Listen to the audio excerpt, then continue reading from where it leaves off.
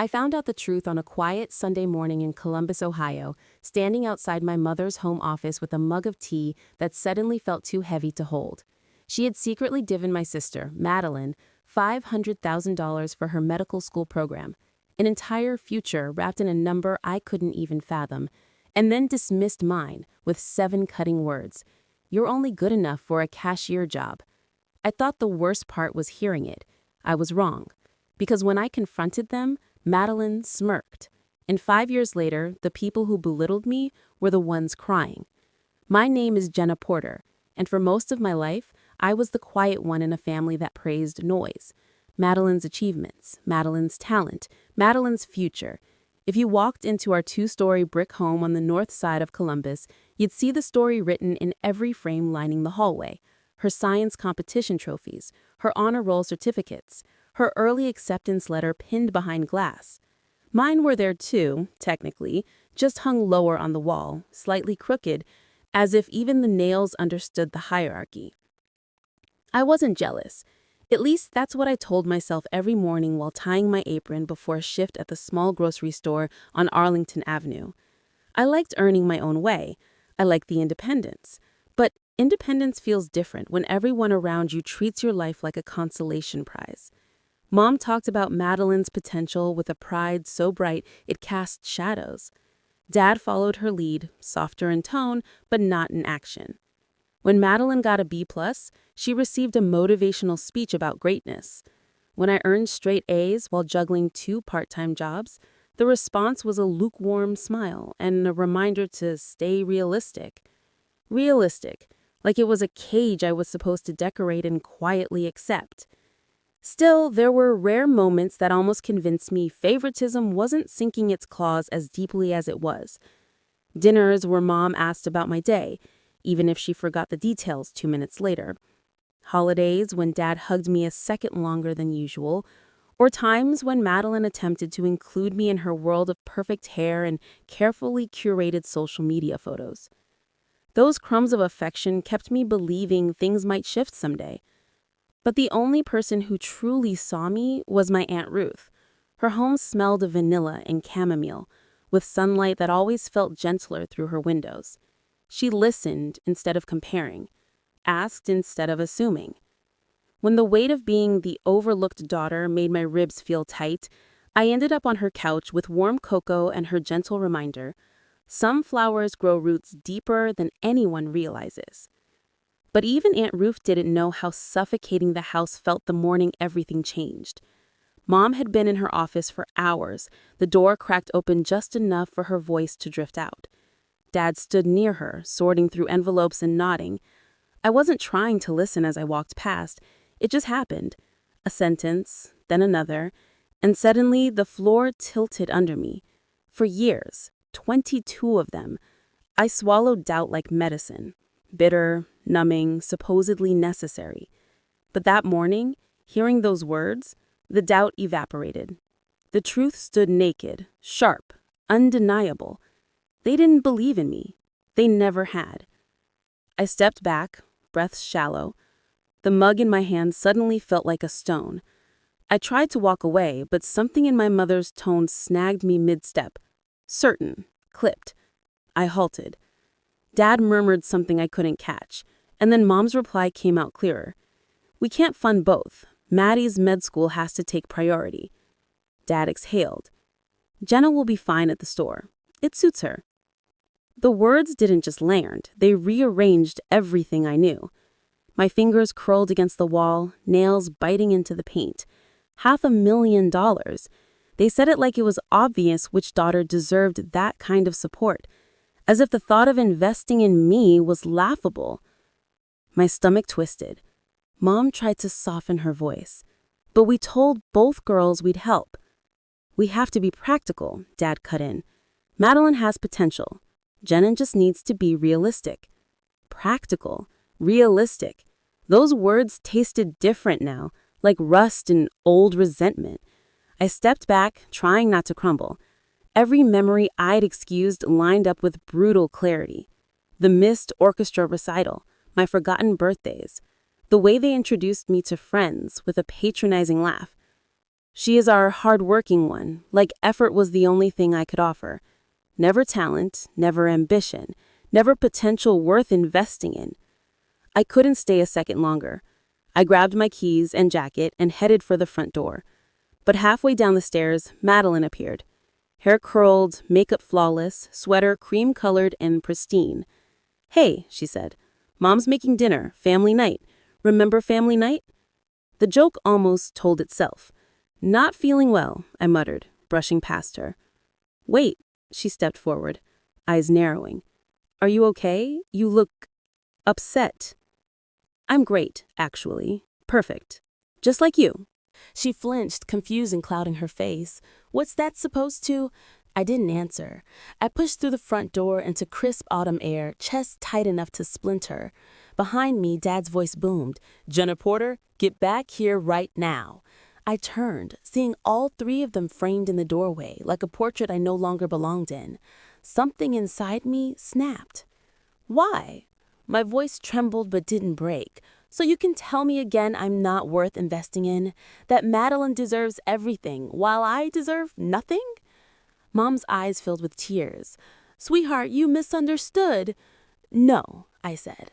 "For once, I understand perfectly." Madeline stepped forward, hands half raised like she considered comforting me. "Come on, Jen, just be practical." That tiny smirk, so confident, so casual, was gasoline on the fire already out of control. Dad's face hardened. "You're being childish." A laugh tore from my throat, sharp enough to slice. "Childish? For wanting the same chances you handed her?" Silence. Thick. Absolute. "Maybe you should leave," Dad said. "Oh, I will," I replied. "I'm done playing the role you wrote for me." I got in my car and drove, until my tears dried. Only one place felt safe enough to land. Aunt Ruth's house. She welcomed me inside without a single question. The air smelled like warm sugar and old books. She poured tea into my favorite chipped blue mug, one I'd used since I was 13. "Your mother called," Ruth finally said, settling across from me. "She thinks you're being unreasonable." A hollow laugh escaped me. Did she mention the part where they're funding Madeline's med school with $500,000 while I'm apparently destined to scan groceries forever?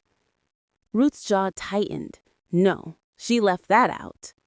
Before I could respond, a soft knock echoed through the house. Mom's voice drifted in, pleading, shaky. "Please, Ruth, we need to talk to her." I stared at the rippling tea. Mom stepped into the kitchen looking smaller than I'd ever seen her. "Jenna," she whispered, "your father didn't mean—" "He meant every word," I said, standing. "He always has." Mom twisted her wedding ring. "If we could just sit down as a family." "We're not a family," I said. "We're Madeline's support system. I'm the backup plan." Ruth came back, expression steely, a look I'd never seen her use on my mother. "Linda, sit." Mom sat. Ruth opened the drawer and pulled out a thick envelope. She said softly, "I was waiting for the right moment. This is it." Inside was a bank statement, an account in my name, a balance that made my knees weaken. Tens of thousands. Ruth said, "I started this fund when you were born. I knew how your parents operated. I wanted you to have options." Mom gasped, "Ruth, you had no right." Ruth snapped, "I had every right. I watched you pour everything into Madeline while Jenna fought for scraps." I swallowed hard, tears burning. "Why didn't you tell me sooner?" "Because I hoped your parents would do right on their own. I was wrong." Hope flickered, but so did anger. "What do I do now?" I whispered. "Whatever you want," Ruth said. "Start with that business degree you dreamed about. Build something that's yours." And so I did. 3 months later, I was deep into classes, juggling coursework and part-time shifts, determined to rewrite my life. That's when Ruth called. Her voice was tight. "Jenna, something's happened. Madeline's boyfriend, Tyler, he's been arrested. They're investigating her involvement." The past was collapsing, the future shifting, and for once, I wasn't the one falling apart. When Ruth called, her voice was tight. "Jenna, something's happened. Madeline's boyfriend, Tyler, he's been arrested. They're investigating her involvement." The campus noise thinned around me like static, and for a long second I only held my coffee and breathed. "Investigators think Madeline might have known," Ruth said quietly. "Known what?" "That he was cooking books, funneling investment funds into shell accounts, fabricating invoices. A full investigation is underway." For a long moment, all I felt was disbelief. That was supposed to be my role. The one who made the wrong choices, the one who lacked potential, the one who needed to be practical. Not Madeline. Never Madeline. And yet, reality didn't bend to family stories. Within a few hours, it got worse. Madeline called me 3 times before I picked up. When I finally answered, her voice was hollow, nearly gone. "Jen, I need you," she said. I expected satisfaction, vindication, something sweet and sharp. Instead, my stomach folded in on itself. "What happened?" I asked, fingers pressing into the paper of my notebook so hard it left marks. "They think I was involved in Tyler's scheme. I wasn't. I swear I wasn't. But I found inconsistencies months ago, and he told me not to worry. He said it was normal. I don't know what to do." "Who offered you the deal?" I asked. "They're offering me immunity if I testify. If I tell the truth, they'll protect me." Her voice wavered. "Mom and Dad want me to stay quiet. They keep saying loyalty matters, that Tyler will fix it." "Tyler is in handcuffs," I said. "He's not fixing anything."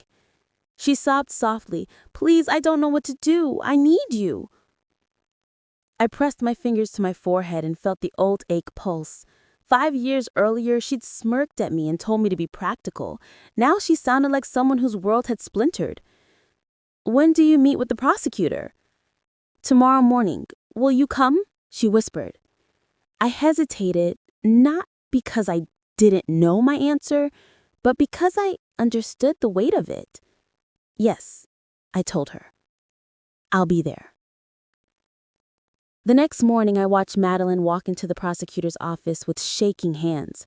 I stayed in the lobby, heart slamming because I knew she was crossing a line she could never uncross. When she emerged, the color had been drained from her face, but there was a steadiness there, too. "It's done," she mouthed. I nodded. She told them everything. A week later, Dad called. "We're going to need your help with Madeline's legal fees," he said with a casualness that made my jaw ache. As casual as if he were asking me to borrow a lawnmower. I nearly laughed. "You're joking," I said, letting it hang. "We're her parents," he said. "We have to protect her future." "Right? The future you already poured $500,000 into?" Silence. Cold. Then his voice tightened. "You owe this family some loyalty." "No," I said. "I owe you nothing." I hung up. But he wasn't finished.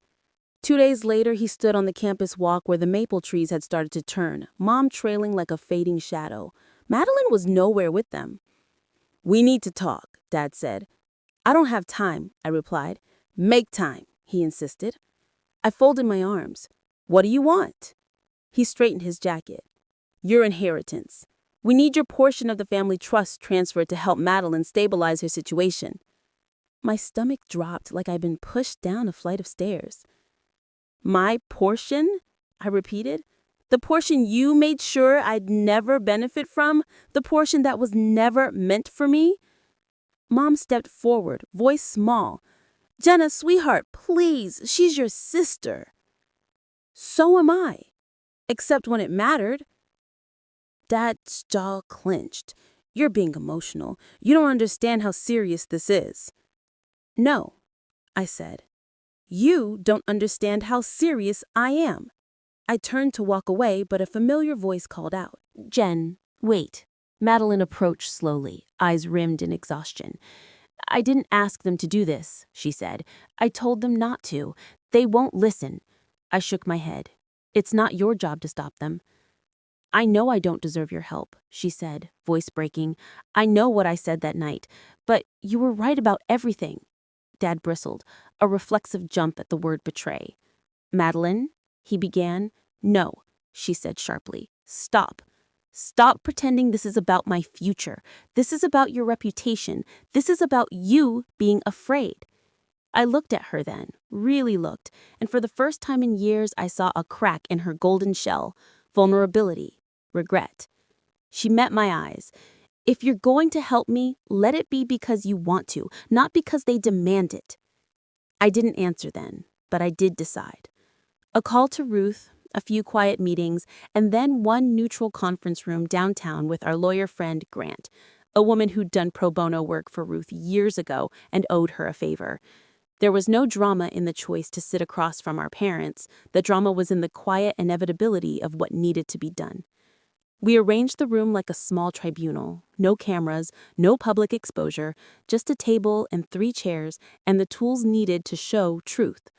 On the table were Ruth's final gifts, a USB drive, a folder of printed summaries, an annotated timeline. Ruth had been meticulous. She traced payments from Dad's company, Porter Manufacturing, into shell accounts. Some linked directly to Tyler, some to Madeline's student accounts, and, uncomfortably, some referenced contingency transfers in case anyone questioned the flow of funds. Me listed as fallback, a name used as an accounting line to make liabilities look shared. Dad and Mom walked in with their lawyer, expressions set in the complacency of people confident in their control. That confidence evaporated the moment Grant dimmed the lights and projected the first document onto the blank wall. It was a map of payments, rounded amounts tracing from Porter Manufacturing to anonymous LLCs. The room felt colder. "This is absurd," Dad blurted, springing to his feet. "No," I said, and I heard how calm my voice sounded. "This is what you used us for." Grant clicked to the next slide. Audio clips, bank statements, timestamps. There was Dad's voice on the recording discussing how to redirect corporate funds, my mother's voice agreeing to move things so public scrutiny would miss them, and an offhand line mentioning Madeline as the future to invest in while I was coded as the fallback. My name appeared in a ledger as a contingency liability, insurance in case the optics needed to be altered. Mom burst into tears. Dad's face drained of color. Their lawyer whispered frantically, legalese tumbling out like a net. My chest felt oddly steady. All the anger that had been a low ember for years had become a steady hearth. Our proposal is simple. You step down, you transfer operational control to Madeline and me. You retire. No public exposure, no legal escalation. We want nothing criminal for you. We want accountability, changes in management, and assurance that the company will be run ethically going forward. Dad's voice cracked. You can't do this. You're our daughters. For years, I replied, you treated us like assets. Today, we decide our own value. They argued. They offered to pay fines, to sign non-disclosure agreements. Grant flipped to documents that showed they were already lines of exposure beyond what they imagined. The evidence was tidy. Ruth had been careful to preserve chain of custody with bank records and written correspondences. The lawyer's confident posture unraveled as the room shifted into something legal and inevitable. Madeline's voice came soft but sure. You betrayed us first, she said. There was a steadiness in her I'd never heard from her before, like someone who'd finally chosen a moral spine over a curated future. That line landed harder than any blow. Dad sagged, not with rage this time, but with fear. The first time I'd seen him look genuinely small. By the time the papers were signed, the mood had turned to something like exhaustion. Mom sobbed openly. Madeline and I signed documents side by side, the ink feeling warmer than I expected. We accepted responsibility for steering the company into an ethical course, and in return, we offered privacy and stability in lieu of public spectacle. They stepped down, their names were redacted from board lists, and their roles dissolved into absence. It didn't feel like revenge. It felt like correction. Quiet, clean, deliberate. Justice, I learned, doesn't always roar. Sometimes it whispers through contracts and boundaries and the careful unspooling of truth. The diner where I once wiped down tables after long nights became a place owned by the staff who'd kept it afloat for decades, each of them getting shares as part of a community outreach program we implemented to heal what had been broken. Madeline rebuilt slowly and honestly. She faced the consequences of her proximity to Tyler and the moral decisions she had made. She became a steward for what was left of her integrity. For me, the change was less about trophies and more about boundaries. I stopped trying to prove myself to people who had made their minds up about me before they even listened.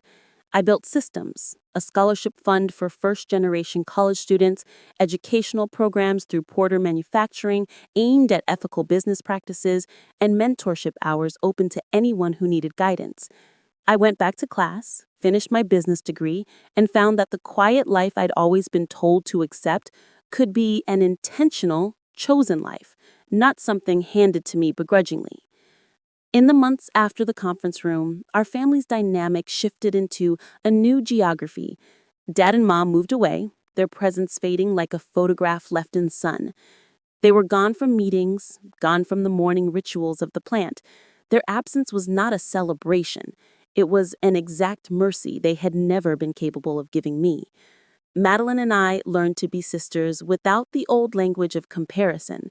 We rebuilt conversations that weren't measured in trophies or college acceptances, but in late-night strategy calls and small, honest apologies. She helped restore the community projects, and I helped implement transparent accounting practices so no more shells could hide the truth. In the end, I learned to stop proving anything to the people who had already decided my value. I simply lived the life I'd built, one choice, one boundary, one quiet victory at a time. Justice didn't feel loud. It felt steady, a soft exhale after years underwater. If you've ever fought to be seen, to be valued, to break free from the story someone else wrote for you, you're not alone. Like this video if this story resonated with you. Subscribe to the channel for more stories like this. Share this with friends who need to hear it. And comment below with your perspectives or the key lessons you took away. Your voice matters.